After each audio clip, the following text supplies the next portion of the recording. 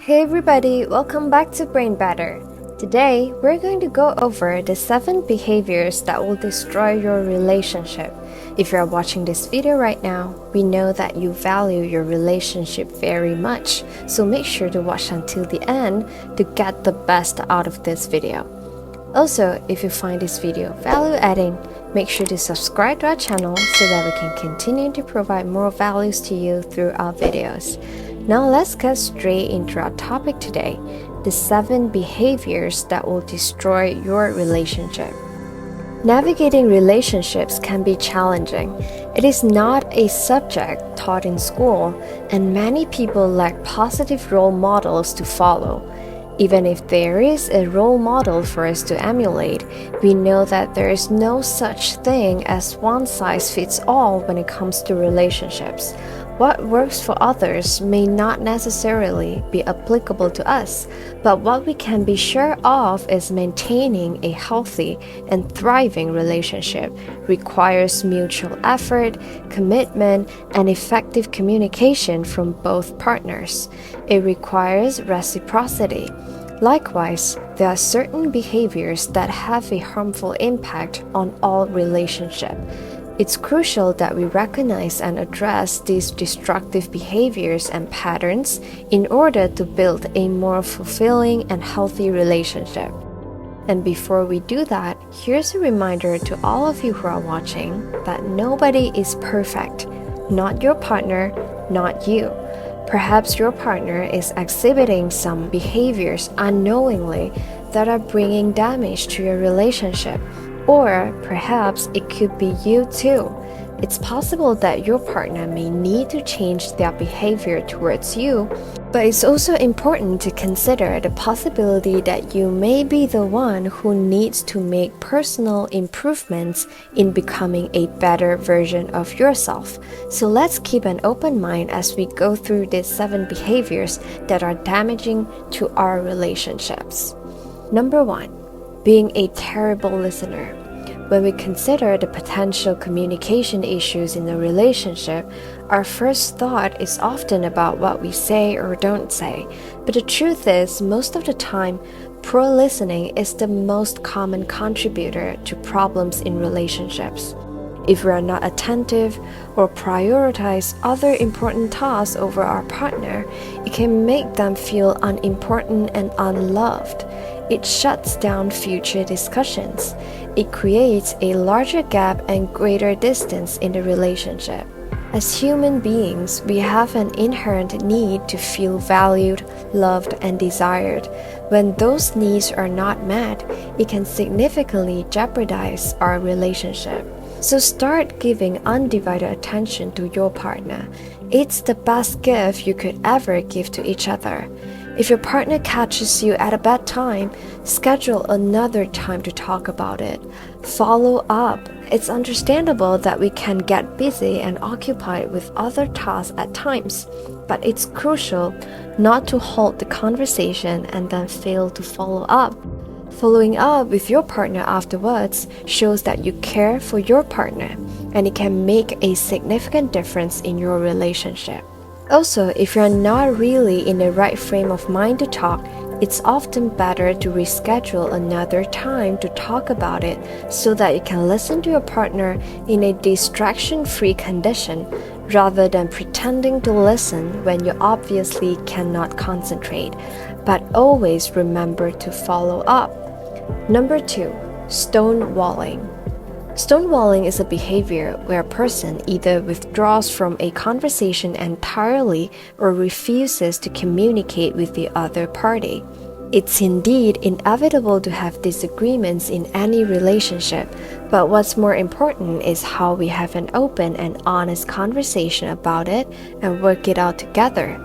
While it's okay to table those difficult conversations occasionally until we are in the right frame of mind or are emotionally ready to discuss the problem, it's not okay to stonewall the other person. Individuals who stonewall may choose to be completely unresponsive, ignore the other person, distract themselves with other activities, or shut down entirely. Stonewalling has detrimental consequences, not only for the recipient, but also for the individual who engages in this behavior. For the recipients, they are deprived of the opportunity to explain their perceptions or even apologize for the mistakes they made. For the individuals who stonewall, it creates a feeling of anger and resentment. As a result, it leaves both parties bitter while creating a giant distance in the relationship.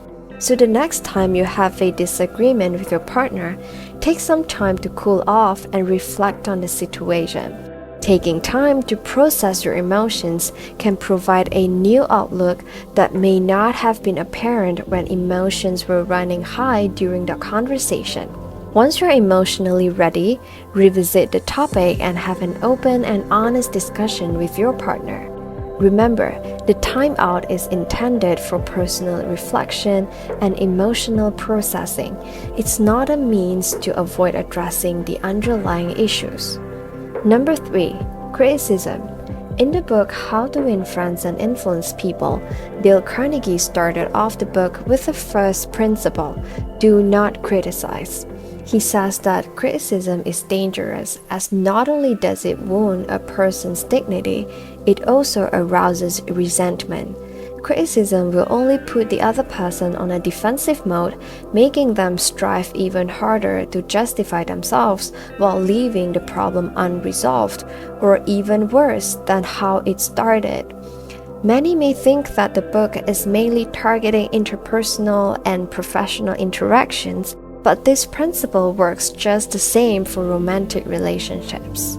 Criticism in a relationship arises when we concentrate on our partner's imperfections and make judgments about them. Your partner may already have so many positive qualities, but we choose to focus on that one thing they lack. Criticism tends to utilize accusatory language and use statements which can lead to feelings of rejection, hurt, and being singled out. When we constantly magnify our partner's flaws and shortcomings, not only can it be challenging for them to be around us, it also steals the joy and happiness of the relationship over time. To counteract criticism, start using the I language. Express our feelings and how they affect us by using I statements instead of criticizing our partner. For instance, instead of saying, "You're so lazy, you never do any of the dishes," try expressing your own feelings and concerns by saying, "Hey, I feel exhausted and overwhelmed when I have to cook and do all the dishes all by myself." I statements reduces hostility and is focused on expressing our own feelings and perceptions without placing blame on the other person. Number 4. Bad-mouthing your partner. Your partner should be the one whom you can confide in and rely on for unwavering support. You are a team. You should always have each other's back no matter what, when, and where. Whether it's in public or private, bad-mouthing our partner can damage or destroy the relationship. It leads to a loss of intimacy, emotional connection, and worst of all, trust. Once that trust is broken, it's not going to be easy to rebuild it. At the same time, bad-mouthing our partner also makes us appear foolish, because if our partner is genuinely as terrible as we claim, then why did we choose them as our partner in the first place? So dear friends, if you are facing relationship problems with your partner, talk to them. If you can't find a solution, seek help from a trusted counselor together. Stop bad-mouthing your partner or sharing your frustration with someone else. Number 5. Dishonesty. Trust is one of the most important foundations in a relationship. Once that trust is broken, it's not gonna be easy to rebuild it back. Sometimes it is possible that we choose to lie because we fear our partner may not be able to handle the truth. Imagine if the situation is reversed. Would you want your partner to tell you the truth? Would you want your partner to decide for you whether you have what it takes to handle the truth? dishonesty creates distance. It erodes trust and damages the relationship over time. So be honest with your partner. Number 6, not having any interest outside of your relationship. Not having any interests or activities outside of your relationship can be dangerous because it can lead to codependency. When you don't have other interests, hobbies, or social life, you can become overly dependent on your partner for emotional fulfillment and validation, which can come to a point where your identity and self-worth are tied to your partner. Not having any interest outside of your relationship also leads to lack of personal growth, causing you and your partner both to move at different paces, making it even harder for you to communicate with each other. If this situation resonates with you, it's time to begin exploring some personal interests. Number 7, idealizing your partner. Idealizing your partner refers to the tendency to view your partner as flawless and perfect with the belief that your partner will never fail or disappoint you. An idealizer tends to overlook or minimize their partner's flaws, mistakes, shortcomings, and only focus on their positive attributes.